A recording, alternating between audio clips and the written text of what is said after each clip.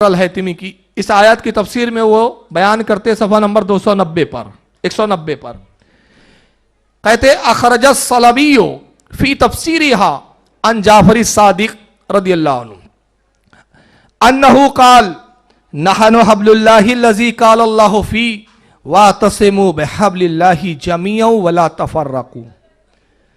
حضرت امام ابن حجر حیتمی المکی کہتے ہیں کہ اس حدیث کو اخراج کیا امام صلابی نے اپنی تفسیر کے اندر جعفر ابن صادق رضی اللہ تعالیٰ حضرت جعفر صادق سے، یہ بھی اہل بیت سے ہے، یہ امام باقر کے صاحبزادے، امام باقر امام حسین حضرت زین العابدین کے صاحبزادے اور امام زین العابدین حضرت امام حسین کے صاحبزادے ہیں۔ حضرت جعفر روایت کرتے کہتے لوگوں کہ قرآن میں جو اللہ نے فرمایا کہ تم سب مل کر اللہ کی رسی کو مضبوطی سے تھام لو، فرقوں میں نہ بٹو، تو جانتے ہو اللہ کی رسی کیا ہے؟ نحن حبل اللہ، اللہ کی رسی وہ ہم اہل بیت ہے، ہم ہے وہ اللہ کی رسی جس کے بارے میں قرآن نے کہا جس نے ہمیں تھام لیا اس نے اللہ کی رسی کو تھام لیا، یعنی دوسرے لفظوں میں جس نے اہل بیت کو بھی اپنے ساتھ کر لیا، اہل بیت کی محبت اپنے دل میں رکھ لی اور دشمنان اہل بیت سے نفرت کر لی، اس نے گویا اللہ کی رسی کو تھاما، اور جس نے اللہ کی رسی کو تھاما وہی ہدایت پر ہے۔ یہ کچھ تمہیدیں میں نے رکھی تاکہ پہلے اہل بیت کا مقام آپ کے ذہن پر ثابت ہو جائے، اور سب حدیثیں میں نے پیش کی ہے، اس میں کوئی بھی قصہ نہیں سنایا، مگر آئیے اب دوسرا پہلو میں یہاں سے لوں اور کچھ وہ شکلیں دکھاؤں جو اپنے آپ کو مسلمان کہتے ہیں۔ پھر کمال تو یہ اس میں بعض ایسے مکار ہے جو بہت بڑا عاشق بھی بتاتے اپنے آپ کو، مگر حال یہ ہے کہ عشق کی آڑ میں زہر گھولتے ہیں، یا دوسرے لفظوں میں کہوں شہد کی آڑ میں زہر پلاتے ہیں۔ انہی بدبختوں میں ایک شخص ہے مولوی طارق جمیل، کہ تبلیغی جماعت کا اس وقت کا امیر ہے، پاکستان میں رہتے ہیں، اور تبلیغی جماعت والوں کا کل سرمایہ اس وقت یہی ہے، یا یہ سمجھ لے کہ کل آبرو یہی ہے۔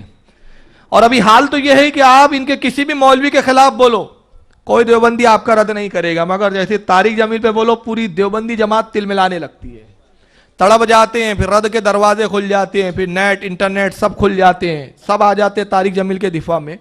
اور میں کہتا ہوں اللہ کا شکر ہے کہ ہم نے تمہارے مکر و فریب کے پردوں کو ہٹایا۔ کل تک یہی یہ دیوبندی تھی جو کہتے تھے دیوبند الگ ہے، تبلیغی جماعت والے الگ ہے، مگر اب تبلیغی جماعت کے دفاع میں بول کر انہوں نے ثابت کر دیا ہم اصل میں ایک ہی تھالی کے چٹے بٹے ہیں، ایک ہی سکے کے دو پہلو ہے۔ تو یہ عجیب جماعت ہے کہ فریب نئے نئے پردے اور نئے نئے فریبوں میں آتی ہے۔ یہ دیکھیے بڑی محبت کی بات کرتا ہے، بڑی نوٹنکی کرتا ہے، ظاہر ایسا کرتا ہے کہ گویا اس سے زیادہ درد امت کا کسی کو نہیں ہے، اتنا امت کا درد ہے کہ معلوم ہوتا گویا اس کے نزدیک معاذ اللہ رسول کو بھی اتنا درد ہی نہیں تھا جتنا اس کو تھا۔ رو رو کے کہیں گا ایک امت بن جاؤ، ایک ہو جاؤ، جیسے یہ اب سب کو ایک کریں گا۔ تو ایک ہو جاؤ کا ان کا مطلب یہ نہیں رہتا کہ اہل بیت سے محبت کرو، نبی کی محبت پر ایک ہو جاؤ۔ دیکھیں ایک بات خاص میں توجہ دلانا چاہ رہا ہوں، جتنے باطل فرقے جو ایک ہو جاؤ کا نعرہ لگاتے ہیں ان کی دعوت یہ نہیں ہوتی کہ نبی کی محبت پر ایک ہو جاؤ، نبی کی عظمت پر ایک ہو جاؤ۔ ایک ہو جانے کا مطلب یہ ہوتا ہماری جماعت میں آؤ، اور ہم کہتے ہماری جماعت میں مت آؤ، نبی کی محبت پر ایک ہو جاؤ، اور ایسے ایک ہو جاؤ کہ جس کو بھی نبی کا گستاخ دیکھو دودھ کی مکھی کی طرح نکال کر پھینک دو۔ ہم نبی کی طرف بلاتے ہیں، اپنی جماعت کی طرف نہیں بلاتے۔ کیوں؟ ہم نے جماعت نہیں بنائی ہے، بلاتا وہ ہے جس نے جماعت بنائی ہو، تبلیغ وہ کرتا ہے جس نے نیا کچھ کام شروع کیا ہو۔ ہم تو پہلے سے ہیں پرانے، ہمیں جماعت بنانے کی کیا ضرورت؟ یہ جماعت تو نبی نے بنائی ہے، ہم بلاتے نہیں، ہم تو کہتے ہیں نبی نے جس نے بنایا اسی کی طرف آؤ۔ تو ہم اہل سنت کی تقاریریں آپ دیکھ جائیے، محبت رسول اور محبت اہل بیت پر ہوتی ہی اس لیے کہ ہم اپنی جماعت کے مولوی کی طرف نہیں بلاتے۔ لوگ کہتے ہیں یہ اعلیٰ حضرت کی طرف بلاتے، ہم کہتے ہیں غلط، اعلیٰ حضرت کی طرف ہم نہیں بلاتے، در حقیقت اعلیٰ حضرت ایک چشمہ ہے، ہم کہتے ہیں چشمے کو لگاؤ، اور جب وہ عشق کا چشمہ لگاؤں گے تو پھر نبی کی محبت نظر آنے لگیں گی، और ये चश्मा हटा लोगे अगर इस दौर में तो अंधे हो जाओगे, फिर यूं टटोलते रहोगे, कभी तबलीग को पकड़ोगे, कभी देवबंदियों को पकड़ोगे, कभी गैर मुकल्लिद को पकड़ोगे, भटकते रहोगे। क्यों? क्योंकि जिस अंधे को दिखता नहीं है वो टटोलता है, और टटोल के कोई भी चीज को वो अपने मकसद की समझ लेता है, हालांकि वो चीज होती नहीं है जो वो समझ रहा है। लेकिन चश्मा लग जाए तो कम बीनाई वाले को अच्छा दिखने लगता है, साफ दिखने लगता है। हम कहते हैं इस दौर में तुम्हारे गुनाहों ने तुम्हारी बीनाइयों को कमजोर कर दिया है, तुम्हारे ईमान की कमजोरी ने तुम्हारी बीनाई को कमजोर कर दिया है।